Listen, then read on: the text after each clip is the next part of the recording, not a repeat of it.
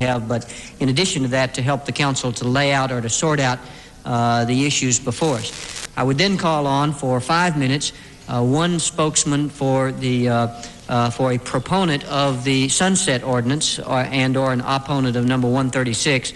I'm told that an attorney named Eric English is a representative of that view, and if the other speakers agree that he should take the initial 5 minutes, then I'll call on him. If not, we'll have to, I suppose, have a one potato or something like that, or a show of hands. At that time, then, I'll take speakers for trying to divide the time evenly. I'll take speakers for 2 minutes each. We will go down the list as speakers signed up, but I would ask the secretary if he would call the speakers rapidly and try to alternate speakers as much as is possible. Now, in order so that he would call on a speaker and determine if they wish to speak on the other side from the last speaker, and if not, well, then he'd go on to the next one. Now, in order to check that, if you wouldn't mind, I'd like to see by standing kind of a numerical count of those people that have signed up to speak. All those who would seek to speak on the side of keeping the ordinance and passing item 136, please stand. These are those that would speak against the sunset or to pass 136.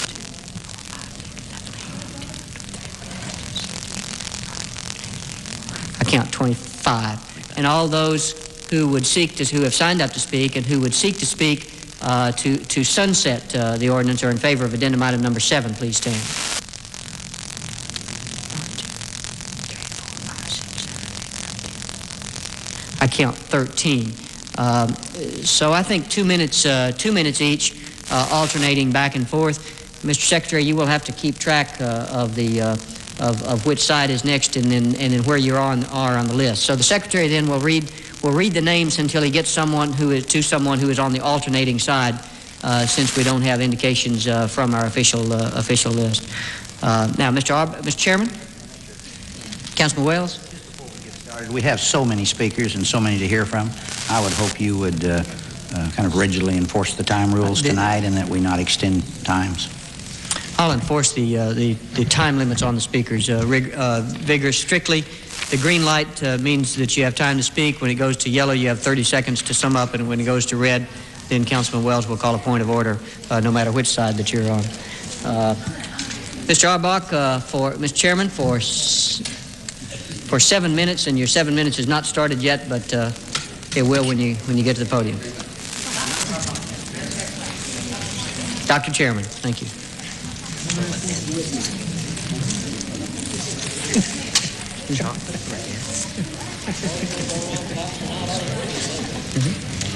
Oh, I'm also reminded that the Secretary will call speakers with Dallas residences first, and will pass over any with outside of Dallas residences until all Dallas residents have been heard from. I might mention that a poll or a research study by Mars Candy Company said that M&Ms were not carcinogenic. Mr. Chairman, if you would, before you begin, your time hasn't begun, I do want to say to the council and the public that while this is an issue of great emotion and strong views on all sides, that the entire council, and I particularly, I appreciate what the board has done in bringing this issue to us. The technical reason that we're here, I'll say to the council, is that the board responded to a sunset provision in the current ordinance, which sunsets on December the 31st. And so the board then responded to that sunset with a proposal to extend the sunset, which was their view. They further were responding, I'm told, to a situation with one theater at the Inwood Theater as an attempt to change that. And they further then asked for other classifications and other what they viewed as improvements in the ordinance in the context of a sunset. But in fairness to the board, I want it noted that the board didn't just spring this issue on the council. It's in response to a council-imposed sunset which was imposed last year. Mr. Chairman? Thank you, Mr. Mayor, and thank you, council members, for listening today. I have sent you packets of the ordinance and the provisions, and I'll be willing to answer any questions you may have, but I do have a prepared statement. I feel as if I'm looking across a battlefield into the eyes of a Goliath. Yes, Goliath in this case is the motion picture industry. Goliath is wearing a full suit of armor. Its helmet is the American Civil Liberties Union. Its spears are the highly paid law school educated attorneys and lobbyists. Its boots are the members of the National Association of Theater Owners. Its chainmail outer garment is the Motion Picture Association of America, and its shield is the liberal media and press. The Goliath is marching forth in full battle dress, spewing forth words such as censorship, First Amendment rights, taxes, and budget. I feel as if the city of Dallas is much like little David against the rich and mighty industry giant. Dallas is not wearing a suit of armor, for it has none. Behind the board stands an army of citizens that are watching as the lines of decency and morality are blurred on the theater screens before the eyes of our children. Dallas's only defense is a slingshot and 5 smooth stones. The slingshot is a motion picture ordinance. It is all that we as citizens in the United States have to protect us from Goliath. The first stone in the slingshot is the Motion Picture Classification Board and the dedicated citizens who serve. The present board members are the most dedicated of all the people with which I have served. Unlike some that have been on the board with me, the present members are committed to providing the best possible services for the city and are not there for personal gain. The second stone is our charge, which is very simple, to provide for the citizens of the city of Dallas information from a Dallas perspective as to the content of all the movies shown in the city and to classify them with respect to today's community standards as to what is suitable for viewing by young persons. Let it be clarified at this point that this stone does not withhold anything from anybody or prevent anyone from seeing a movie. The information is provided as a service in order to help those who are interested make informed decisions about which movies they want to see or let their children see. The third stone is the history of this board. How many times must the people speak in order to be heard? What must the people do to make it clear to their elected representatives what they want and that they want and use and support this board? For 27 years, the people of Dallas have reaped the benefits of this work. Indeed, the entire nation is a benefactor of this board and the foresight of the leadership of this city. Without this board, the motion picture industry would not even have a rating system. The MPAA rating system is a direct result of this board. As a matter of fact, every move the industry has made in the area of disclosing content can be traced to the existence of this board. The mere fact that we exist constitutes a threat to the industry, and that is why the industry lobbyists are here to oppose the board. Will Dallas be told what to do by New York and Los Angeles, or will Dallas continue to stand firm for what is a right of the city? It is extremely important that this ordinance be kept. Dallas must not give up its leadership in this area. If there are areas of the proposed ordinance that are problematic for some of the council members, then please refer the ordinance to a committee for further revision. The fourth stone is the utilization of the board by the public. The industry tells us that no one pays attention to what our board does or says. If that is true, then why are the lobbyists here from the industry to keep us from telling the people the content of the movies? Why then would a producer, director, and star of a movie be concerned with this board's feelings about his recent movie? The Dallas board acts in public meetings as opposed to the board of the industry that is funded by the industry. The MPAA board is hand-selected by one person, and they are paid by the industry as their full-time job to rate movies. Their meetings are held in secrecy, so no one knows the discussions and/or controversies or the votes surrounding their ratings. The Dallas board is public and therefore is subject to misrepresentation by the media. The fifth stone is the message that this board sends by its presence. The board is symbolic of the conservative, traditional, family-oriented values around which the queenly city of Dallas was founded and for these many years has been willing to stand alone in the fight for decency. The battle lines have been drawn, and in my opinion, the city of Dallas has been slandered by a campaign of lies put forth by the industry and its representatives. One of the issues raised by the industry is censorship. Nothing can be further from the truth. The censorship is from the motion picture industry trying to quiet the voice of the citizens of this city. The largest conspiracy between the media and motion picture industry is best illustrated by the recent movie, The Crying Game. There was an agreement by the critics and the news media not to divulge the contents of this movie in their reviews of the film. One of the nation's critics labeled it as an old-fashioned love story. The truth is, the film was about a transvestite's involvement in a homosexual affair, and the movie contained full frontal male nudity. This is indicative of the fact that the media critics in association with the MPAA cannot be trusted. The MPAA rating system is not the same as it was when it began. The industry has so desensitized the public that there is nothing wrong anymore. The MPAA rating system has deteriorated to the point that there has been a cascading of the ratings to the extent that what once would have been rated X, or now NC-17, is down R. What once would have been rated PG-13 is now PG, and the fall continues. Without the existence of the Dallas board, it is my opinion that the MPAA rating system will go the same route as the California seal of approval in the 1960s. Soon, the Hollywood studios will be bypassing the voluntary system more and more. The most recent example, Chain of Desire, is among the movies choosing to go NR. or not rated in order to circumvent the MPAA system. This is just a harbinger of things to come if the Dallas Board is repealed. The Dallas Board will not make agreements with the industry to withhold information from the public. The Dallas Board does not make quantity or moral judgments. The Board presents the facts as they are and allows the people to choose whether or not they want to see a film. The Board can only recommend that a parent or guardian accompany a child to certain films. I need to quickly address the subject of money. There have been many figures bandied about as to how much this board will cost the taxpayers of this city. Assuming the largest figure of approximately $60,000, my question is, first, is that going to be enough to give us a priority? $60,000, that's about 6 cents per person per year. How much does it cost the citizens in tax dollars to deliver the babies of teenage mothers at Parkland? How much does it cost to fight sexually transmitted diseases, including AIDS? How much does it cost to bring into trial, incarcerate, and try to rehabilitate the teenage offenders of violent crimes? How much does it cost to have metal detectors in our schools? Mr. Chairman? Yes, sir. If you could sum up, please. I will. I've got one more page. How much does it cost to have metal detectors in our schools? Movies glamorize sexual promiscuity. Movies make heroes of perpetrators of violence. Movies send the message that guns and violence are the only way to end arguments. Movies send messages that disrespect of authority is all right. And we wonder why we have such problems. The figures can be manipulated to show whatever one wants to show, depending on one's feelings for the board. The cost of the board is not an issue. Our children are. Thank you, Mr. Chairman. Now call on Eric English for a comparable 7 minutes, Mr. English.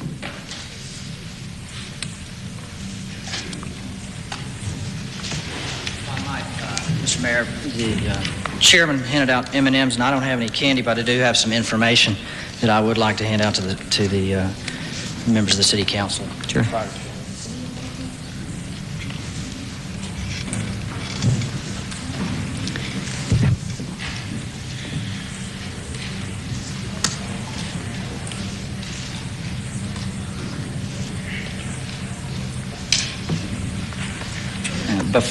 While I'm setting these up, I just want to comment that I was not aware that I would have an additional amount of time, and so my comments may not be as well scripted as the chairman of the board, but I will do my best to respond to some of the issues raised. Mr. English, I know you didn't say or mean anything, but I do need to have you address the chair and not other people that have spoken. Thank you.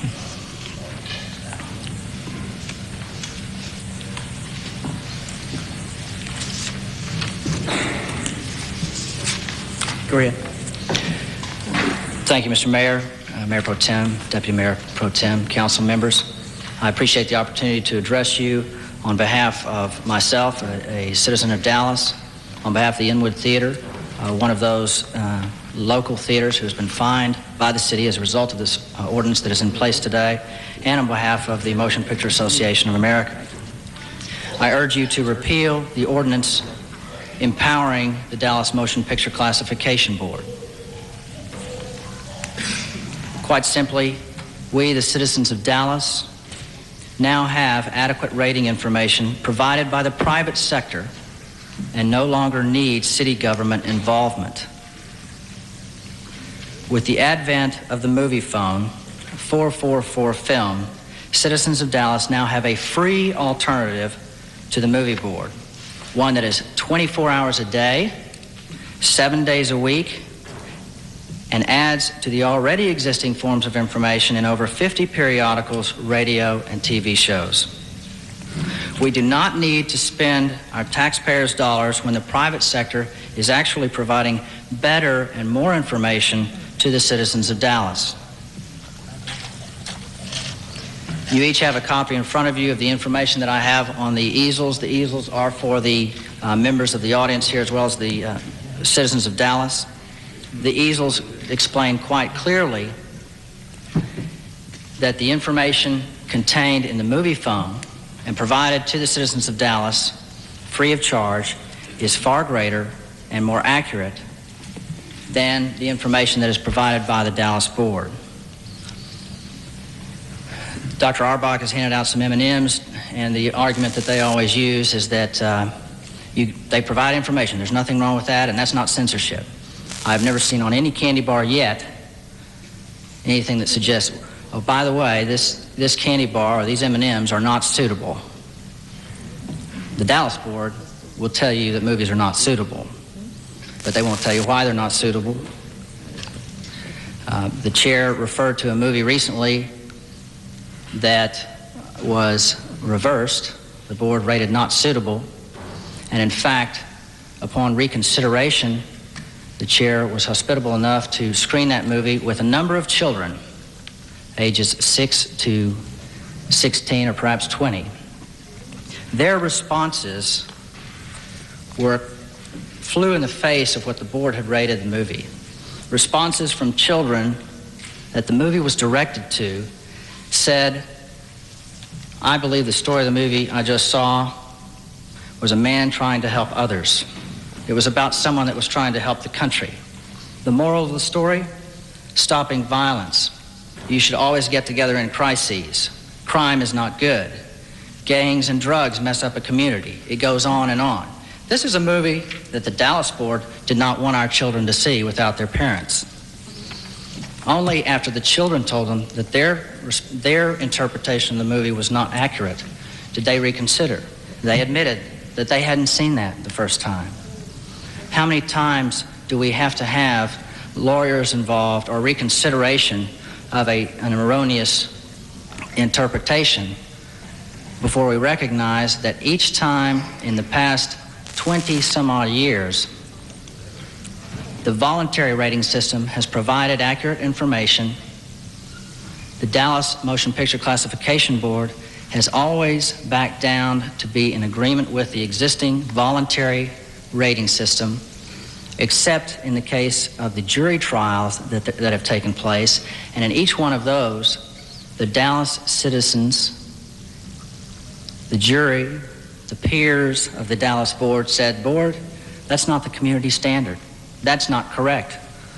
Hollywood was right. Can you believe it?" The reason is because Hollywood, or the voluntary system, consists of 11 people taken from all across this country, a cross-section of the country. There are 3 African Americans and 1 Hispanic on a board of 11.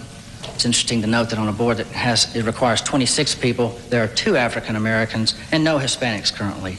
Members who are appointed resign when they see how the board is conducted. We can't even get enough people to have a screening on occasion with our existing board, and yet they're asking for more responsibility. The easels before us and the information that you have in front of you shows that on the one hand, we can have government involvement and less information. On the other hand, we can have the private sector providing the rating information to parents and have more and more accurate information. On the one hand, we can charge the citizens of Dallas $40,000 to $60,000 to get less information. On the other hand, we can have more information and keep a nurse working in the Department of Health and Human Services. That's important to our children. We can ask the citizens of Dallas to read a tiny ad once a week. Here, they can call 24 hours a day, 7 days a week for free. We can have the city of Dallas tell people what is suitable or not suitable, and tell them to trust us. We're the government. Or we can have the citizens of Dallas make up their own mind based upon additional information. When we did not have adequate... You need to sum up, Mr. English. When we did not have adequate private sector involvement or information, and the board only cost the city insignificant amounts of money, and it did not mean that the Health and Human Services Department would go without a nurse, then we could afford to have the Dallas board. Now, however, we know the board will cost between $40,000 and $60,000 conservatively. Now we have the movie phone. It is time to let the private sector provide information to the parents so that they can make decisions, and let the government do other things. Thanks. Thank you, Mr. English. Mr. English, if you could move the easels back out of the way, either take them down or move them over to the corner so we can see the audience. Mr. Secretary, now if you would call the speakers in order in which they signed up, and for 2 minutes each, and try to alternate speakers back and forth as best you can. And the chair would note it's an imperfect system, so if we miss 1 or 2 along the way, we'll give the secretary some leeway. Mr. Secretary? The first speaker on the list is Bernie Glenn. We're looking for a speaker in favor of the movie classification board, and I'll generally say in favor of movie classification board or in favor of sunset would be the two views I'd characterize it. In favor of the movie classification board, Mr. Glenn? In favor of sunset, if you stand aside for a moment. In favor of the movie classification board, Mr. Secretary? Chris Wilson, who will be followed by Bernie Glenn.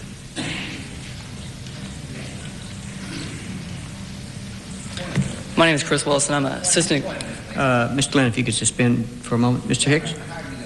You're going to have all in favor speak first? No, sir. We're going to alternate back and forth. Mr. Okay. Glenn? Chris Wilson. Mr. Wilson, I'm sorry. That's Not Mr. at all. I'm an assistant executive director of the Dallas Association for Decency. I just say beforehand, I did prepare, having been told by the city secretary, for 3 minutes, so I apologize beforehand if I start to run over. Just stop me. I come to speak to you today on behalf of concerned parents throughout the Metroplex area in favor of the Dallas Motion Picture Classification Board ordinance. At around $5,000 of actual cost per year, or less than 1/2 of 1 cent per taxpayer per year, this board is an unparalleled bargain for parents. The City Council has the opportunity to make the board more effective today. I would submit Hollywood has made the board more useful than ever. Now, our Dallas Movie Review Board, as it is known, has come under attack by Hollywood elitists. Their argument that Hollywood films are reviewed by Hollywood before they arrive in Dallas creates an even stronger case for the board. Hollywood shows us that its values are intensely opposite from Dallas values. Groups who wish to abolish our board try to paint this as a battle over censorship. I think it is significant to point out this board has no power nor any desire to censor any part of any movie or keep any movie from being shown. It simply applies content labeling so parents will know what's inside. As everything from food to medicine to automobiles requires the same content labeling, the children of Dallas should be granted no less. Movies that would have once been rated R or X are now regrettably labeled PG-13. Like the snake oil peddlers of the past, Hollywood does not want the general public to know what's in these movies until after its product is consumed. The ratings, as given, give the parents no clue as to what's inside. For several years now, caring parents have looked to our board for information when they did not have the time or money to screen a movie themselves or buy the publications that do. To abolish this board would be to discriminate against those people, those who cannot afford these publications and don't have the money to go see the movies themselves. Despite unceasing public relations attacks from Hollywood, this board remains intensely popular, supported by 4-1 in a recent KRLD radio poll. It is imperative, for the sake of the children of Dallas, that the council not cave in to the demands of Hollywood. Our board serves our interests and is as necessary and useful as ever. I humbly ask for your concern, your courage, and your confidence today to stand up for the children and families of Dallas and against Hollywood, and to vote for the Movie Review Board ordinance because of the community, economy, safety, decency, but most of all because it's the right thing to do. If you can wrap it up, your time. One more sentence. Because it protects the children of Dallas. Thank you for your time and consideration. Thank you. Next speaker. Bernie Glenn. Mr. Glenn will be followed by Elvin Arnold. I'm Bernie Glenn. I live at 1708 Russell Glen in District 5. I don't represent the film industry or anyone else except myself. The opinions are my own. After years of watching this council get embroiled in issues that are so politically controversial, it's kind of refreshing to see something like this one come up. Here we've got an equal opportunity piece of rulemaking on the agenda. It's something that can really offend everyone. It doesn't matter whether a person is black or white or Democrat, Republican, male, female, whatever. All segments of our city can be equally offended by having to pay for the privilege of having someone else tell them what they think is suitable for their kids. Taxpayer funding of this board's operations is offensive not just because the money could be much better spent elsewhere. I think it goes far beyond that. This is simply just another case of the government insulting our intelligence by making another decision for us because they feel we lack the ability to think for ourselves and need them to do it for us. The real issue here is not censorship.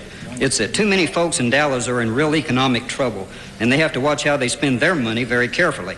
Why shouldn't the city of Dallas, which runs on our money, do the same? I don't think our local tax burden will ever lighten up, but at least I do feel everything possible must be done to slow down the rate at which it's been increasing. One way to do this is to put an end to the funding of the board with our tax dollars. There's enough urgently needed items like filling holes in our streets and helping those who deserve a hand without squandering our money on something like this, especially in view of what we've heard in the news lately about the city's new budget coming out. The board claims their budget is small and the annual cost to each taxpayer is negligible. Well, that's not the point. It doesn't matter what a great bargain their services are. If I have to pay even a fraction of a cent more or for somebody else to do my thinking for me, that's too much.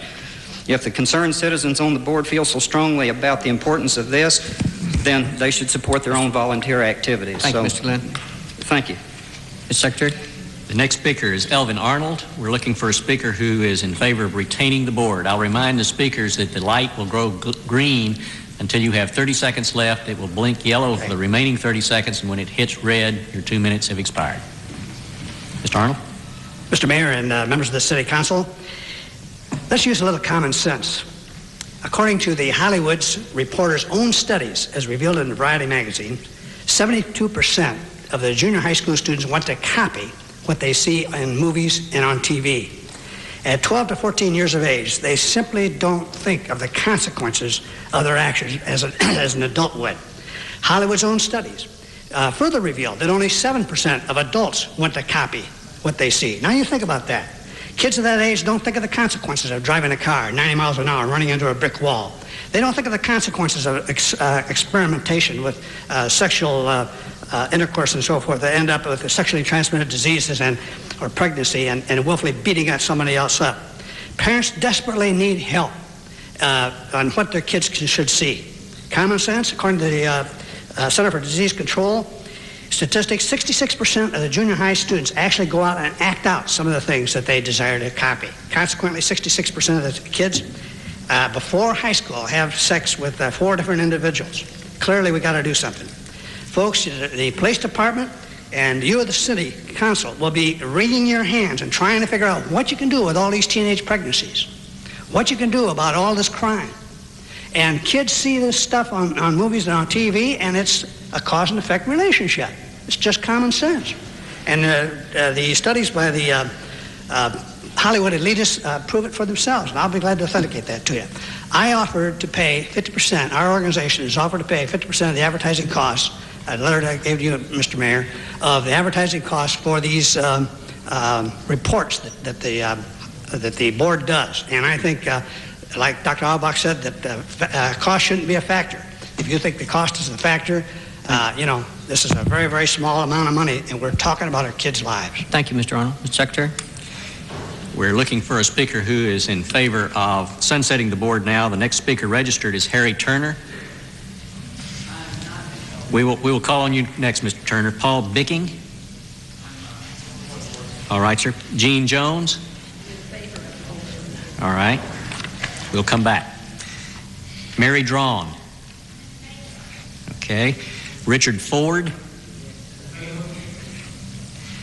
Pam Foster? Ronald Jones?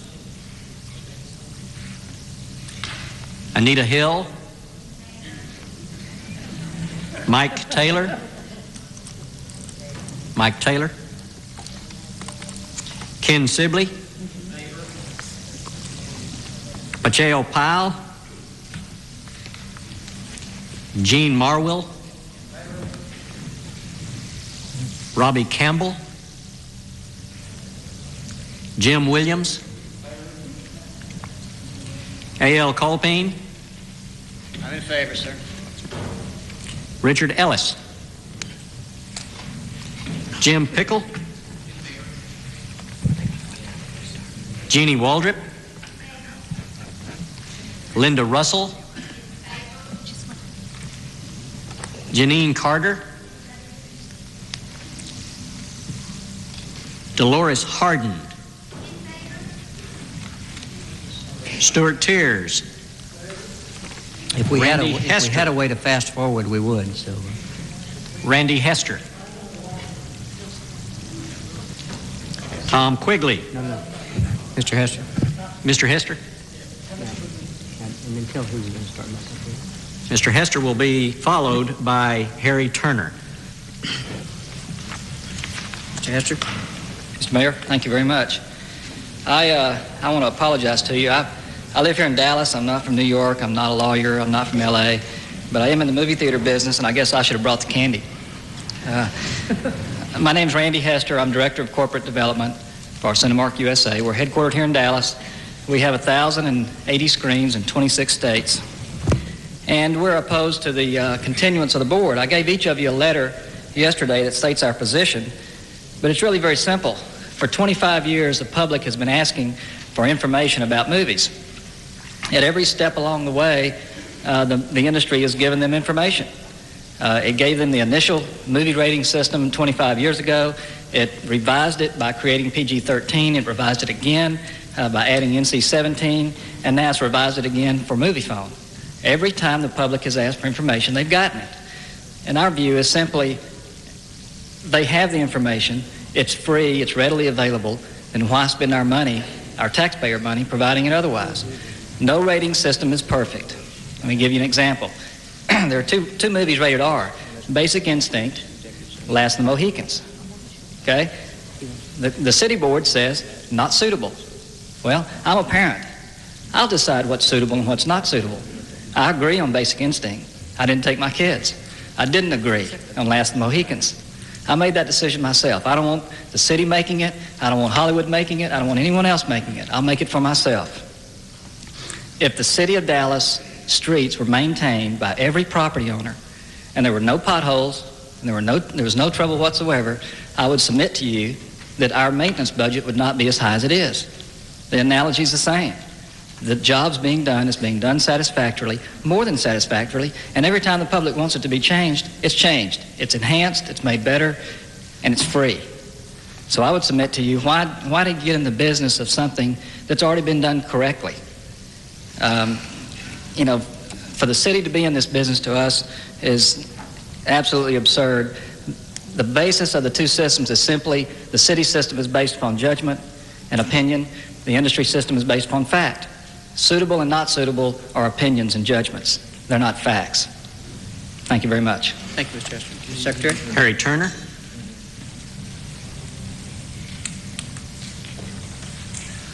Mayor Bartlett, members of the council, my name is Harry Turner. I was born in Dallas, received my elementary and high school education here.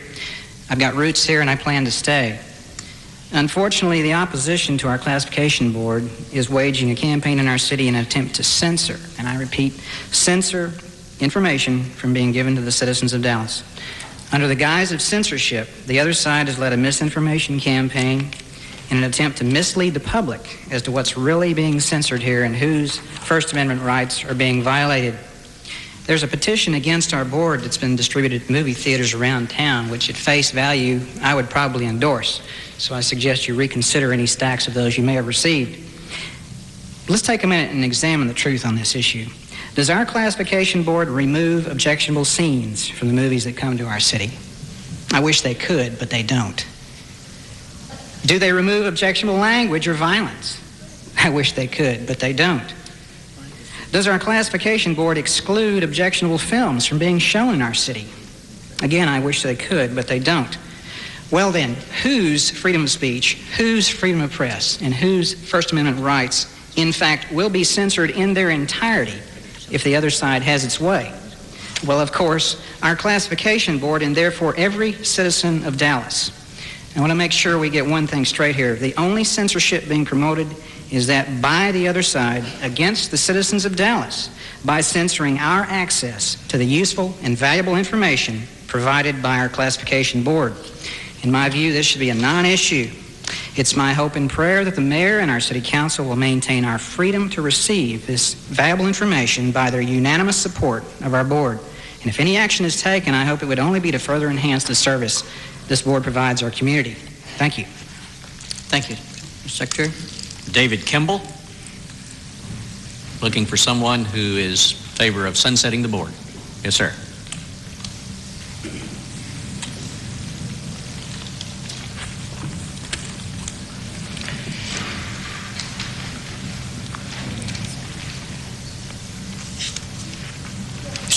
Okay, my name is David Kimball. I'm the manager of the Inwood Theater. During my first week on the job, during mid-June, our theater was fined a minimum of $800 for the 4 films that we were showing at that time, which had not been screened by the Classification Board of Dallas. We feel that this was a very unfair action. We feel we were singled out by this board due to the films that are shown at the Inwood Theater. Just to give you a little history, we do premiere new films from other countries, independent American films, festival award winners, etc. These films sample other cultures, challenge our ideas, and stimulate thoughts and conversation. We do not necessarily play the Hollywood blockbusters, therefore we feel like we were made an easy target for this particular board. Our patrons at the Inwood Theater and customers have responded overwhelmingly to the board's unfair policies by sending out thousands and thousands of postcards, I believe 7,000 to 10,000 cards, which were addressed to you, their city council representatives, and also the mayor of this fine city. They feel as we do that the MPAA does a fine job in rating the films and that there is a wealth of information available to them regarding new films that open in the city. In the meantime, to avoid being fined $200 for every new feature that we open, and in an effort to save our independent film distributors the cost of fighting City Hall, we will under protest, submit each and every film that we open as not suitable, a phrase that can be aptly applied to the Dallas Motion Picture Classification Board. Please listen to one of Dallas's best-loved theaters and the thousands of citizens who don't want their taxes going to screening movies and fining motion picture theaters. Please vote tonight to eliminate the movie board. Thank you very much. Paul Bicking.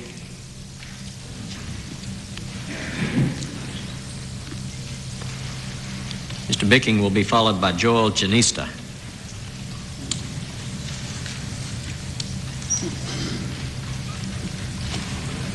Thank you, and members of the council.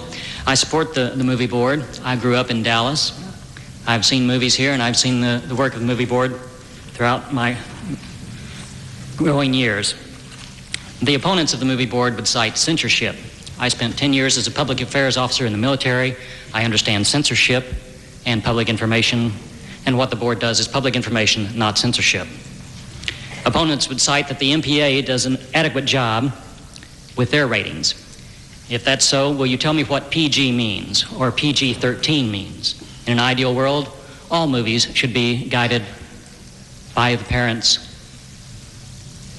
But does the PG tell you that there's going to be 90 minutes of profanity? Does PG-13 tell you that there will be full frontal nudity in that film? There will be scenes of people urinating in the woods, as they did in Doc Hollywood. Do those ratings say that? No.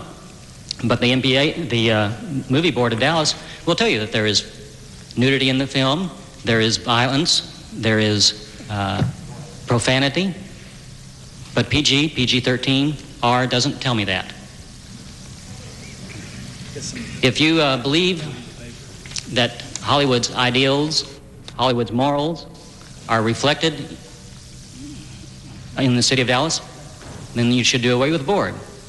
But I don't believe that our values are reflected by the MPA ratings. Thank you. Thank you. Joel Jenista.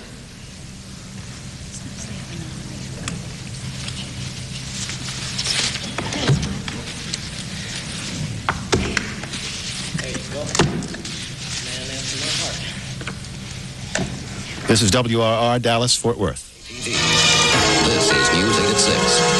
I think the key is the brutality and the premeditation. The fact that they had so many opportunities to back off this plan. The emotional testimony of family and friends of convicted killer Jeffrey Dillingham does little to sway a jury. A death sentence is handed down for the Alito man. Good evening, I'm John McKay. Gloria is off today. 20-year-old Jeffrey Dillingham had, at best, most of the rest of his life in prison to look forward to. At worst, the death penalty for the beating death of Karen Kozlow in 1992. Channel 8's Marianne Razuk joins us now live from the trial in Wichita Falls with the latest. Marianne? John, attorneys on both sides of this case say the brutality of the crime and the fact that it was premeditated murder likely convinced the jury to sentence him to death. But they first had to answer 3 questions. Was Jeffrey Dillingham a continuing threat to society? Their answer, yes. Did he intend to cause or did he cause the death of Karen Kozlow? Their answer, yes. And finally, based on the evidence and testimony, was he deserving of a life sentence? Their answer, no. The decision on how to punish Jeffrey Dillingham for his role in killing Fort Worth socialite Karen Kozlow took jury members 3.5 hours. It is therefore the order of this court that your punishment shall be death. You shall be caused to die by intravenous injection of a substance or substances in lethal quantity sufficient to cause your death, and until you, the said Jeffrey Dillingham, are dead. The former honor student lowered his head and cried, as did his parents, who during testimony pleaded with jury members to spare the life of their only child. The victim's husband smiled and shook hands with family members as he left the courtroom. Are you glad to have this one over? Yes. The circumstances of the murder, I think, are extraordinarily compelling. The jury decided that it was those circumstances standing alone which would be sufficient to justify a death penalty. Jack Kozlow and his wife were brutally attacked in their home more than a year ago in a murder-for-hire scheme. The defendant confessed to killing Karen Kozlow for $1 million. He told police the victim's stepdaughter, Christy, hired him and a friend to kill her father and stepmother for inheritance money. There's a monument to this man's greed in Fort Worth, Texas, that embodies what he was willing to do for $1 million. And that monument reads, Karen Courtney Coslow, 1951 to 1992. During final arguments, prosecutors said Coslow's death was premeditated murder and Dillingham should pay to the fullest extent of the law. But defense attorneys argued he would not be a continuing threat to society. Life sentence in this case is the death of any meaningful life for this kid. A life sentence is the death of any kind of hopes and dreams and goals that his parents ever had for him. In the next few days, Jeffrey Dillingham will be taken back to the Tarrant County Jail, where he'll await transfer to death row at the Texas Department of Corrections in Huntsville. With a death sentence, he does get an automatic appeal. Reporting live from Wichita Falls, I'm Marianne Razouk. Back to you. Okay, Marianne, thank you. A new state jail may be built in southeast Dallas County. County commissioners approved a 60-acre site just south of I-20 and east of I-45 near Hutchins. The land is owned by the county near the Juvenile Department's Youth Village. Officials emphasize this will not be a prison holding violent criminals, only non-violent offenders. The state wants to build a number of these jails near cities to ease overcrowding in county jails. If approved by the state, the 2,000-bed jail could be open in 2 years. No opposition has yet surfaced, and county leaders plan to hold a public hearing in the next few weeks. A huge grass fire is still smoldering at this hour. The location is a large swath of northern Tarrant County. It began in Watauga at a city dump for bulky trash and brush on Western Center Boulevard. The flames quickly spread north across the dry fields. Firefighters managed to protect the few houses on the acreage, but they became worried when it was learned that 50 head of cattle were trapped. The Fort Worth Police Air 1 helicopter was called in for an aerial roundup. Later, the blaze moved toward houses in the Summerfield subdivision. That's about 3 miles away on Basswood near Denton Highway. Dozens of acres of land and mesquite trees are scorched, but firefighters believe the grass fire is now under control. The Dallas City Council is considering whether to keep or expand the role of its 27-year-old film review board. Channel 8's Dave Evans is live at City Hall with the latest. Dave? Well, John, right now, the council is considering basically two options. One, whether to go ahead and kill the board after 27 years of existence here in Dallas, or secondly, to give that board more power by letting it buy bigger ads in Friday newspapers and by putting more ratings in those ads, such as a DS for deviant sex or an A for adult situation. The council-appointed board reviews about 100 movies every year. It is the only one of its kind in the country, and it's funded by Dallas taxpayers. Last year, the board gave the movie Serafina a not suitable rating because of violence. But also Aladdin was slapped with a suitable but violent classification.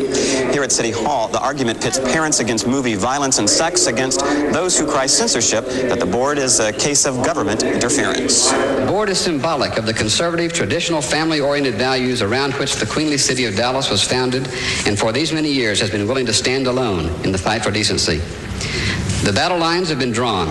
On the one hand, we can charge the citizens of Dallas $40,000 to $60,000 to get less information.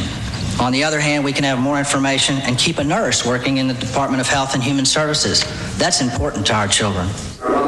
Last night, Channel 8 News reported that if the film board is expanded, it would cost Dallas taxpayers between $60,000 and $63,000 per year. Tonight's vote could very well hinge on whether the city should be spending that money during these tight economic times. Back to you.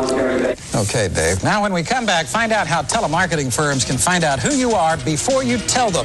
It's a Contact 8 report. Plus, thousands of North Texas youngsters arrive in Denver for the event of a lifetime. A report from Denver on the fanfare awaiting Pope John Paul ahead. We'll return to the Channel 8 News after this Dow Jones report. This is the Dow Jones report. OPEC oil glut may be good news for us. Details in a moment.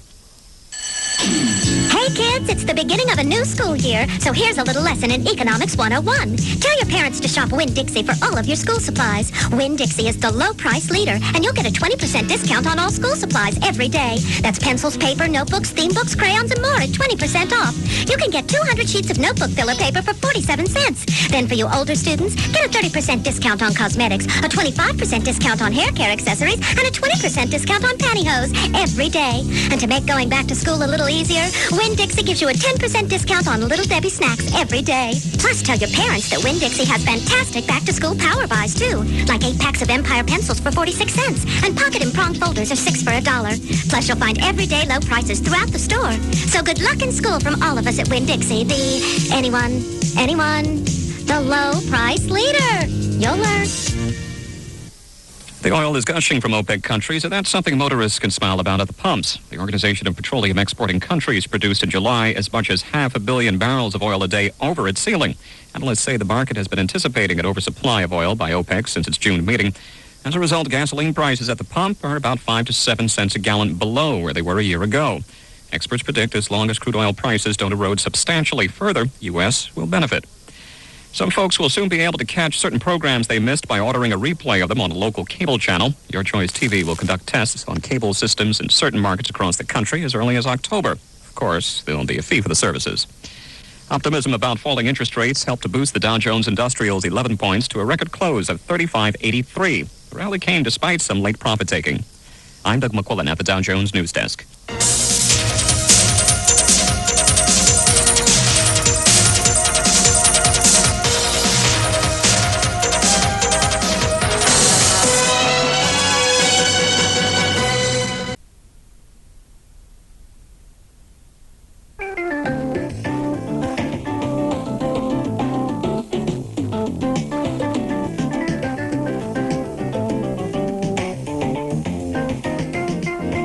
Well, good evening and welcome to Karen Denard's Evening Talk Show on KERA 90.1. I'm Karen Denard. Got a little bit of a throat thing going on. Actually, I'm Kim Corbett sitting in for the Queen this evening, and we're going to talk about an extremely volatile issue that you might think from the City Council's actions yesterday is dead, but not at all. City Council of Dallas yesterday voted to eliminate the Dallas Film Review Board. And to discuss that and possible future ramifications, we have with us from my left to right Chris Wilson from the Dallas Association for Decency, also Fred Aurbach from the former Dallas Movie Board chairman, and also Joel Jenista from the Inwood Theater in Dallas. Good evening, gentlemen. Good evening. How you guys doing this evening? Great. Fantastic. It's amazing to me how emotionally charging this issue has been for Dallas. Let me take a look at some of the things that have just happened in recent history as far as the board, the whole aspect of how the board has come into some controversial things, and how it's been treated by the Dallas City Council and by the Inwood Theater and others. For example, in October of '92, the movie Serafina was rated not suitable. International publicity results when the distributor refuses to accept classification and the film board retreats, but adds the notation that the movie contains violence and perversion. This is from today's Dallas Morning News. In December of '92, the City Council voted to overturn the recommendation of the Sunset Committee that the board be abolished, but agrees to dilute its power. I'm curious as to how that happened. In June of '93, June 21st of this year, the film board fined the Inwood Theater between $200 and $500 for each of 4 films that the art house owners refused to submit for screening. And then the Inwood management 4 days later organized a drive to disband the board, collecting some 2,000 postcards in the first 5 days.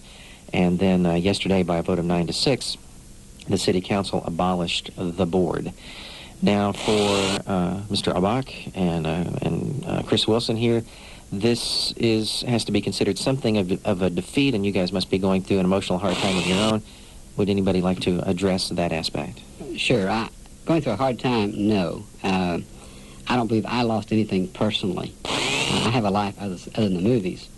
And because of that, my identity is not made up with this board. So, no, not an emotional thing. It's been very interesting to me to see the emotional upheaval created by the council thing yesterday. And I would like to address a few of those things that you went through their history. Number one, emotion can be set down a lot of time with just pure facts. And the facts in this case have really not been given truthfully in the media. And this has been over and over again. First of all, go back to the Serafina issue. That was a different ordinance than what we're under now, or we were under yesterday. Mm-hmm. The Serafina issue was brought up because the old ordinance forced us to do things which the board at that time had an option to do. And it was interesting, the Dallas Morning News mentioned in their editorial against the board, which the theater industry used in their stands with all the cards, that the Motion Picture Association of America had notified people about this person being burned. They didn't do that. We did that. Mm-hmm. The reason it got out is because we made note of it, and the international publicity of it accomplished the purpose of the board, and that's to give information. At that point, we felt very free to say, okay, we'll give you the suitable. Everybody already knows what they're supposed to know. By the time we had gone through any litigation, the movie being in and out of town, so why waste the taxpayers' money? the dilution of powers, as you talked about, prior to December 92, whenever we made a motion picture not suitable, then it carried the force of law to keep a child under 16 out of the theater without a parent. When that was taken out, and we had not enforced that in over 6 years, because I've been on the board 6 years, we never enforced it, so why keep it in there? Well, that changed the situation for the Inwood Theater, and that's what brought the flack around. So that situation... It was the Inwood Theater, before the change, the Inwood Theater could, by itself, say we seek not suitable ratings. We've always sought not suitable ratings because we've never screened a movie for the board on a matter of principle. After January 1st, we ourselves couldn't impose that not suitable rating on our films. The distributor had to. And that's what brought about the fine, is because the distributor did not seek the not suitable rating. We were showing them, and there you go. The Inwood, I assume, shows quite a few movies that are not rated by the system. What do you mean, like not with an MPAA right, rating? Exactly. Yeah, some foreign films. But the voices you're hearing, by the way, you just heard Joel from the Inwood Theater, and before that, voice number 1 was Fred Aurbach. It seems to me that there are two completely separate issues here that we're weighing on the board: the practical aspect of the money involved, and the emotional aspect of should government be in the business of rating movies.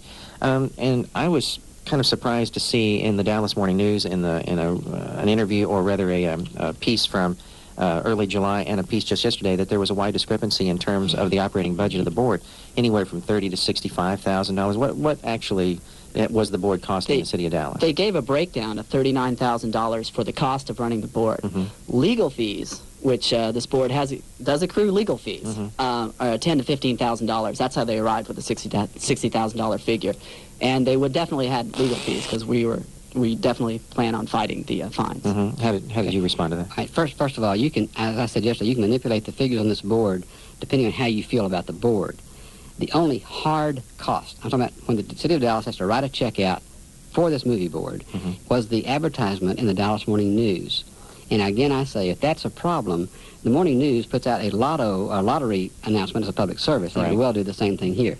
So the hard cost don't have to be there. Secondly, the soft cost could range anywhere from 5, 10, 15, 100, however you want to apply it. But the fact of the matter is, they will not add a policeman, they will not add a new car, they will not add a nurse, because the money's not there. They will not fire or get rid of anybody in Health and Human Services. They will not get rid of any city attorney, because they're going to get paid whether they're working or not. And they will not fire a nurse from Health and Human Services. No, they will not fire one, because there was no cost involved to this board on an actual basis. And that can be proved very easily. The city attorney, the city manager, Health and Human Services assistant chairman, and the, quote, staff supervisor we had have never, in the 6 years I've been on this board, been able to document the cost of this board as far as personal services. I think it's also important to point out that Councilwoman Bloomer, halfway through the council meeting last night, noticed that whenever the meeting first started, the cost of the board was around $30,000. By the time the meeting was halfway through, it had escalated to $60,000. So she asked the city attorney, the person Joel's referring to as the cost for defending the board, to put together a figure for what the hard and soft cost of the board would be.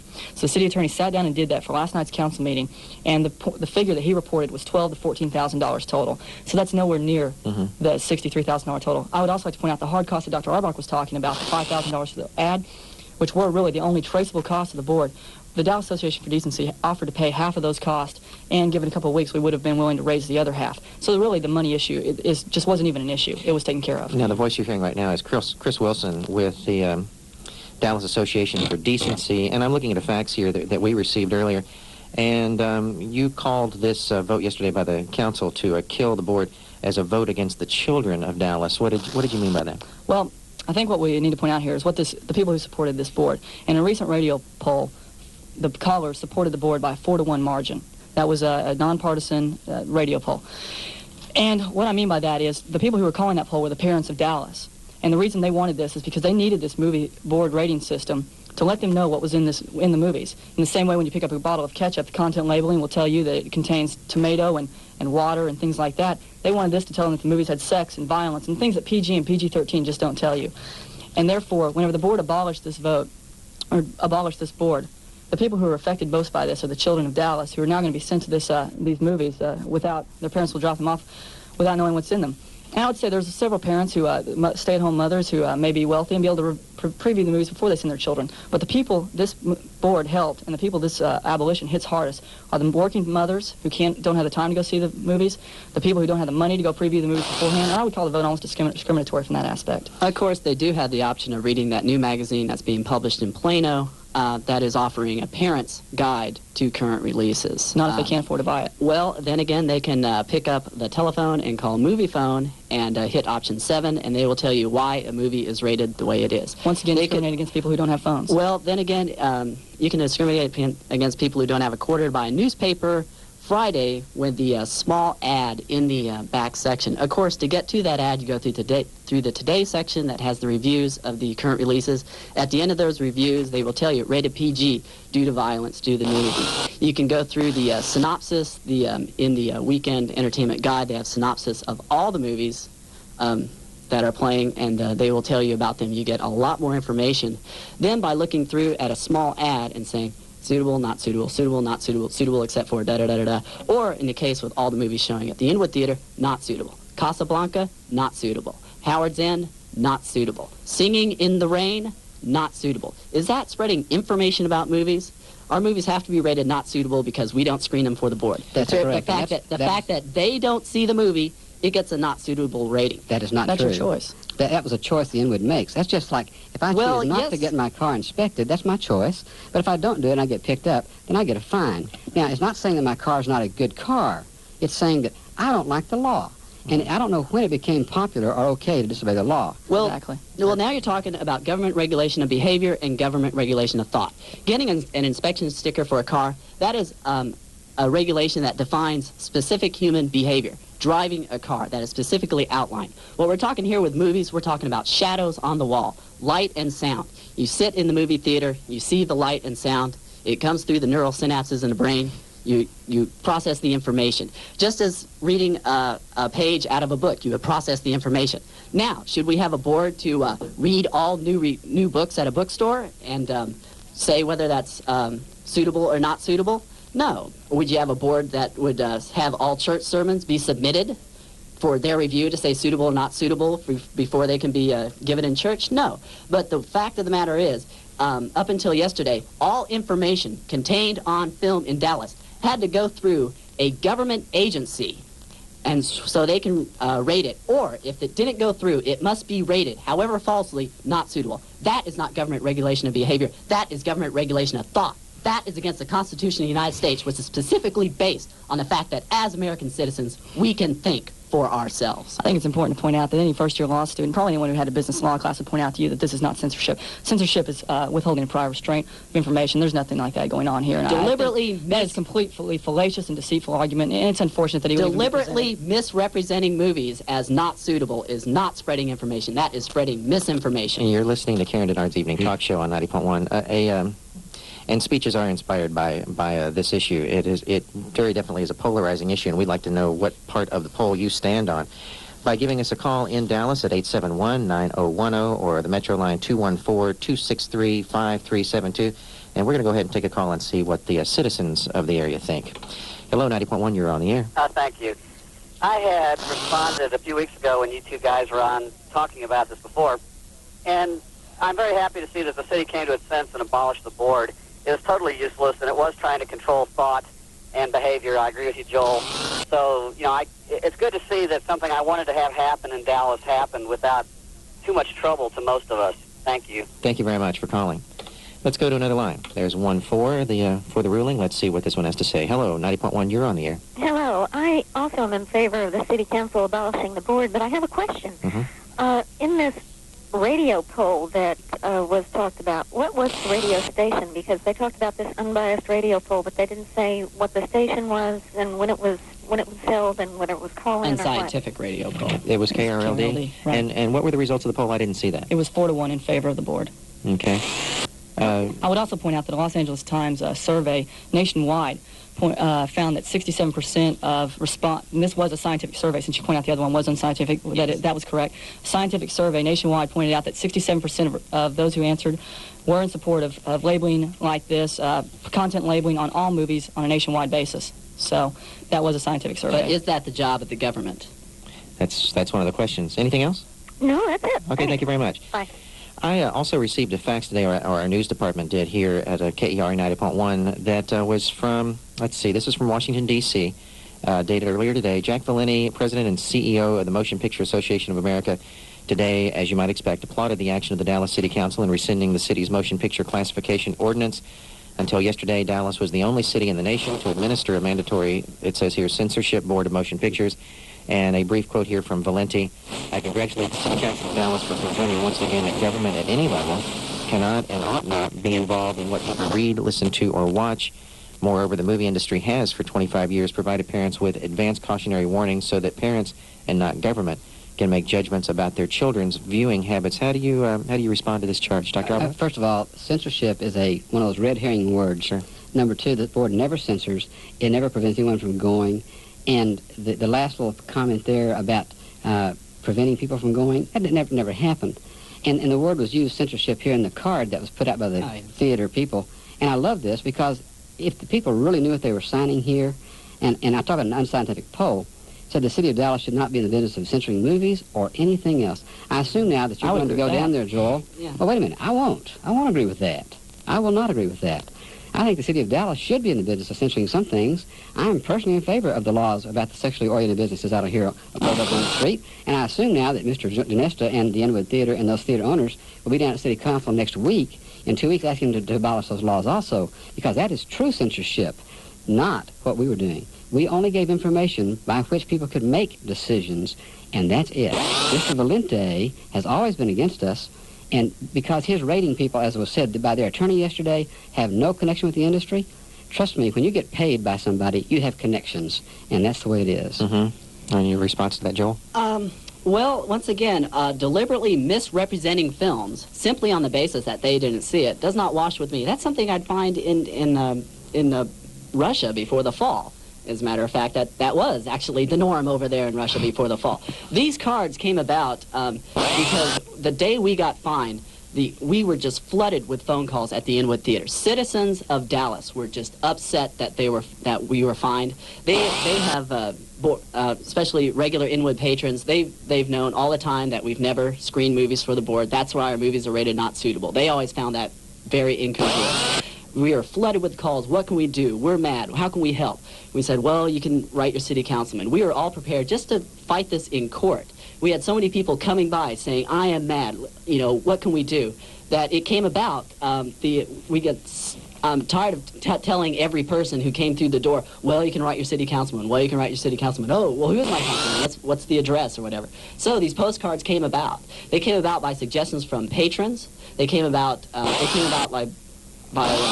we thought of it, but it came out by suggestions from patrons also. This started from a grassroots effort from the citizens of Dallas, from the people of Dallas who patronize the Inwood Theater and who basically couldn't think for themselves. They're the ones who brought this on. This is interesting that you use that phrase. I'll let you respond just a second. It's interesting that you use that phrase, people of Dallas, because also in the thing I got from you, Chris, today, you are quoted as saying, today Hollywood may be celebrating, laughing at the people of Dallas, but next week they may have to regroup and start over. This was overturned by the people of Dallas. No, over 10,000 cards were sent in. Every person who wrote. Postage paid by the movie industry. Actually, postage paid by over half those cards were taken home by the people and mailed in. And if you go through the stacks of there, you'll find individual stamps put on those cards by the citizens of Dallas themselves. They would write off to the side of the card their own comments. But I comment again, the card is false. The card, they said censoring movies. We're opposed to censoring movies, and it says we don't decide it says only parents should decide what the children should see. I agree with that. We're saying they need information to do that. The Inwood always put not suitable. That's their choice. That's their representation. Only not because the we wanted to avoid a big fat fine. Well, the law is the law. The law said our movies had to be deliberately misrepresented as not suitable, or else we will be fined. It's just interesting to me that part of the polarization is that both sides are saying the people of Dallas have spoken, whether it's the people of Dallas speak on one side of the issue or the other side of the issue. Those that spoke yesterday at City Council, there were 40 people signed up to speak. 27 of those were speaking for the ordinance. 17 were speaking against the ordinance. Out of those that got to speak, 8 of them spoke against the ordinance. 5 of those received their total income or partially from the motion picture industry. So you'd have 3 to 27. I don't know what people have to do to indicate it shouldn't be the Inwood Theater or the theater people speaking against this ordinance. It should be the people speaking against it. I went to the Inwood Theater with so many postcards from a 2-day period. 10,000 cards sent in. I was there to present the opinions of 10,000 citizens of Dallas who did not want the board. People who can think for themselves. Chris, do you want to make a brief comment? Well, I would just point out that these postcards, really, the numbers are irrelevant. We could have taken postcards around at local YMCAs, PTA meetings, and churches and come up with 50,000 postcards, but we just decided not to do it because we felt it was a waste of time, and we think the council members saw through the fact that these postcards were just completely irrelevant. Let's go back to the phones. Fireworks continue on Karen Denard's Evening Talk Show. What do you have to say this evening?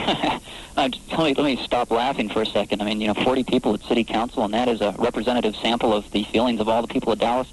I mean, come on, guys. What are we really talking about here? If you're gonna screen movies, why don't you screen it on the quality of the movie? What's to determine what's suitable and what's not? Half the crap that we're watching in major cinema chains, the Inwood is the only theater that's playing what I consider artistic movies in all of Dallas. The rest, we're watching all this cereal that's being shoved down our throat. Why don't you review movies, not what's suitable and unsuitable? And Joel, thanks, for having some decent movies.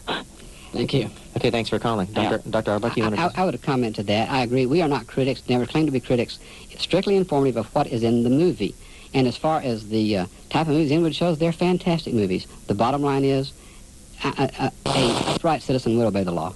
But everyone saw through the not suitable ratings. They knew that we did not screen them. That's why it had not suitable ratings. They came to our movies anyway. Well, again, everyone's a big word. This also... We sold out Casablanca 5 nights in a row when it was rated not suitable. People knew Casablanca was a fantastic movie. Well, they came anyway. And you're also speaking to their argument that says this is just part of the information that's out there. And... Well, it's information, but it should be. But once again, it's government information, and we were stuck on the end of government-sanctioned misinformation, government-required misinformation about movies. So, Joel, are you against the FDA requiring content labeling on food? Once again, you're talking about government regulations of behavior, and what was going on here was government regulation of thought. How did the movie board regulate thought? Explain that to me, please. How can you Did it force you out of things? How can you put a regulation? No. How can you put a regulation on how you process information? How do I drive a car? Definitely, there are definitely regulations. It was content labeling. When to consume a product, to masticate it and ingest it internally, yes, that's a completely definable behavior. So then you do agree with the board. To watch shadows and light on the wall and have it go through your neural synapses, but have a government sanctioned board saying that's suitable, that's not suitable, you should not be watching that because we did not see it first. That's what's been going on. If you want to review movies and give out the content, that's great, but it should not be government sanctioned. Definition of suitable and not suitable needs to be described. Suitable does not mean appropriate or in good taste. It just means it's okay to drop your kids off. Not suitable just said, parents, accompany your kids to this movie. That's all. Well, it seems then that the issue really comes down to whether the government should sanction this or whether it has a right to exist outside of government. I don't know that anybody is arguing that the board should not exist. It's just a question. It's just a question of who actually pays for it and who's controlling the purse strings. Let's take one more call.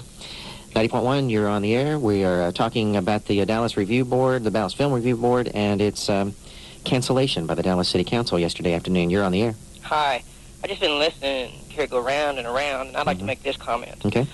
I haven't reviewed all the board's reviews, and I'm willing to say that their reviews are unsuitable. Therefore, I'd just like to say goodbye to the board. Okay, thanks a lot for calling. All right, bye-bye. Thank you. 90.1, you're on the air. Let's try another line. 90.1, you're on the air. Yes, I'd just like to say that I agree with the last caller in terms of the city. We can't afford to be spending money where we're spending it. And I heard you talking about soft costs, hard costs, but the real cost is just the intellect that's going into defending or offending against this board or for the board. God, we got more important things to worry about, guys. Education, the deficit. Let's worry about things that are important. I applaud the Inwood and what they do. And I think it's wrong that they find that they. It was a law. It was on the books. And if they if they were fined, then legally they owe the money for what they were fined, and I appreciate them objecting on the basis of their moral grounds or belief that it's wrong. But if it was on the books, it was on the books, and what's gone is gone. But I'm just glad to see it go, because we got more important things to worry about than this. Okay, thanks a lot for calling. Thank you. Everybody has their passions. Everybody has things that they're involved in, and of course, not everybody gets involved in the other issues, even if they are quote-unquote more important issues. Chris, you say in your facts, I predict a group of citizens will make a statement near the middle of next week that will send shockwaves through Hollywood, and the council members who voted against it will regret their decision. Indeed, with the striking down of the board, what lays ahead for this board? Well, I have spoken with council, and we've been told that there are other avenues we can take. The city council to make sure this board continues, and that's what that's what we'll be making an announcement about that next week. And I would say that the board fight is far from over. We look at it as if we have lost a battle, but I will predict that the board will be back in existence, and I will make this other prediction. If it's not back in existence, I heard Dr. Aurbach saying, I'd like to echo his comments, that Hollywood cannot be held in check any longer, and the MPAA system will probably be dead. What's your response on that, Dr. Aurbach? Well, I agree. I think that the MPAA system will go the way of the California Code of Approval, and you'll see more and more not-rated movies, and people will not know what's in them. I predict there will be a lot more information available about movies. I hope there you're are right. over 50 publications. You get Premiere Magazine, you get national publications. Once again, there's a publication in Plano that's geared toward parents of reviews of current releases. It's handled by the private sector. Certainly, regardless of where we are in the battle, the issue is not going away. We're going to talk next with Sarah Hickman in this next half hour. Her Electra contract ended with the removal of her current release that was due out, and she's got a plan for the future. We'll find out about that more on Karen Denard's Evening Talk Show. That's coming up next. I'm Kim Corbett. Stay with us on KERA 90.1.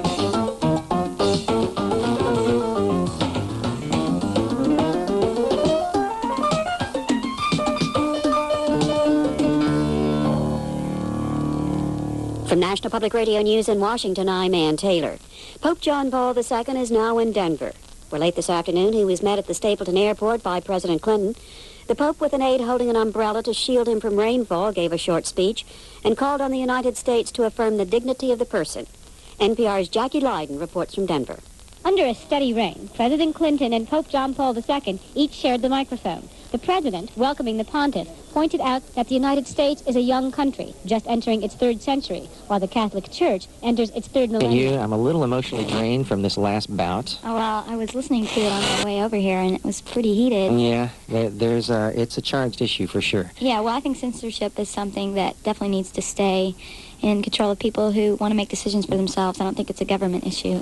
So. Okay, and I think the calls supported that opinion, although I'm sure there are a lot of people on the other side. Sarah, give me a break. Why are you here?